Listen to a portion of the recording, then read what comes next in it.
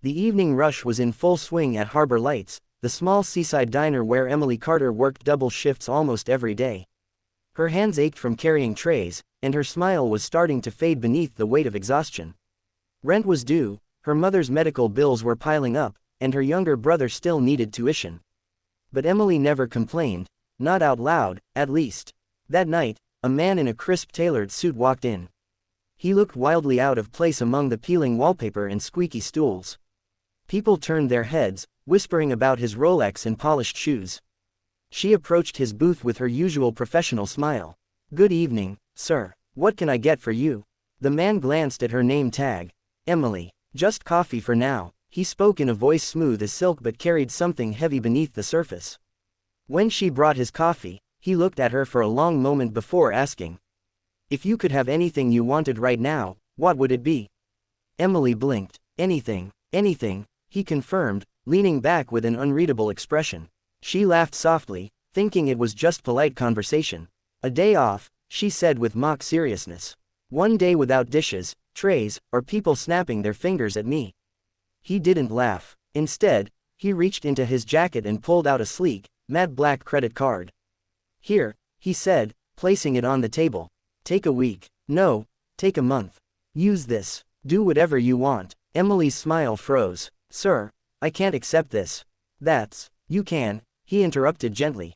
"And you should." She looked around nervously, expecting hidden cameras or a prank. "Why would you do this for a stranger?" He stirred his coffee slowly. "Because sometimes, strangers are just people we haven't remembered yet." The words chilled her, but before she could question him further, he stood, paid for his coffee with cash, and left, leaving the black card behind. The first thread of the past. Emily didn't use the card. She placed it in her apron pocket, thinking she'd give it back the next time he came in. But he didn't. Days passed, then weeks. Then, one Friday night, she came home to find an envelope on her doorstep. Inside was a note: "If you won't use it for yourself, use it for your mother's medicine, a friend." Her heart raced. How did he know about her mother? She hadn't told him anything. That night, she paid the hospital bill in full. The return. Nearly a month later, he returned. Same booth. Same coffee order. "Did you get my note?" he asked. Emily nodded slowly. "Yes. And I still don't understand why." "Because I owe you," he said simply. She frowned. "I think I'd remember loaning a billionaire money." For the first time, he smiled, and it wasn't the polished, guarded smile of a man used to business meetings. It was warm, almost tender. 15 years ago, he began, I was a boy sleeping behind this very diner. My father had just died, my mother was gone, and I had nothing. One night, a teenage girl found me there. She gave me her jacket and half of her dinner. She told me I mattered. That girl saved me in ways she'll never understand. Emily's breath caught, memories flooded back. A cold winter night, a boy with hollow eyes sitting by the dumpster, shivering. She'd been 15, carrying leftovers home after helping her mom clean up. "That was you," she whispered. "Yes," he said, "and I promised myself that if I ever made it, I'd find you. I'm Daniel Grant now, CEO of Grant International.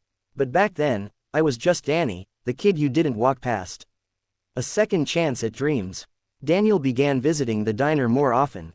Sometimes he'd just drink coffee and talk to her between tables. Other nights, he'd leave generous tips and quietly pay for customized meals. Without them knowing, slowly, Emily's walls began to crumble. He learned about her mother's health, her brother's ambitions, and her own abandoned dream of studying photography. "Why did you give it up?"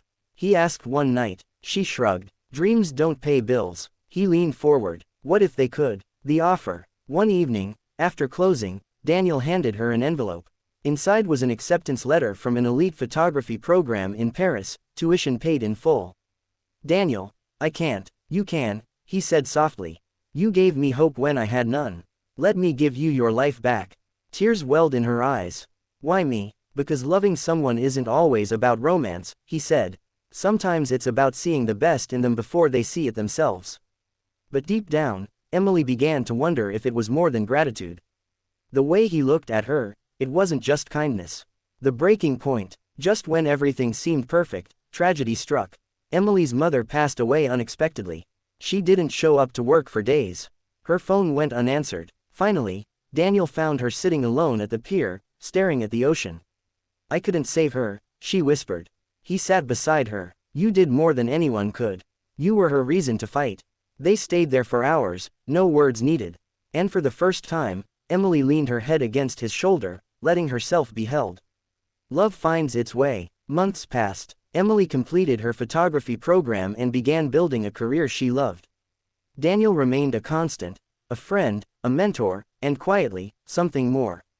One spring evening, as they walked through the park, she asked, Daniel, that night in the diner, when you asked me what I wanted most, why did you ask that?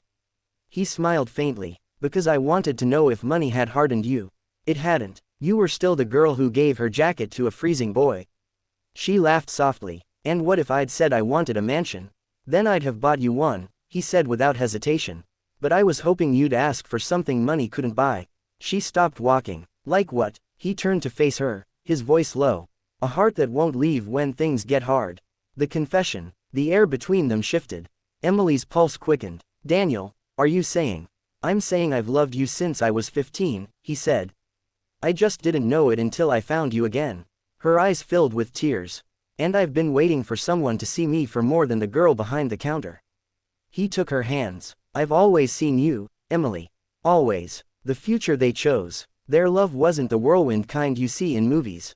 It was steady, rooted in shared pain, gratitude, and quiet moments. Emily's photography career flourished. She opened a small gallery by the sea, with Daniel as her silent business partner. And in a quiet ceremony attended by close friends, they married 2 years later, in the very diner where they first met again. The owner had tears in her eyes as she handed Emily a bouquet. Daniel raised his glass during the toast. To the girl who saved my life, he said. And to the woman who made it worth living. Sometimes the most beautiful love stories don't begin with a kiss. They begin with kindness, and the courage to see someone, truly see them, when the rest of the world looks away.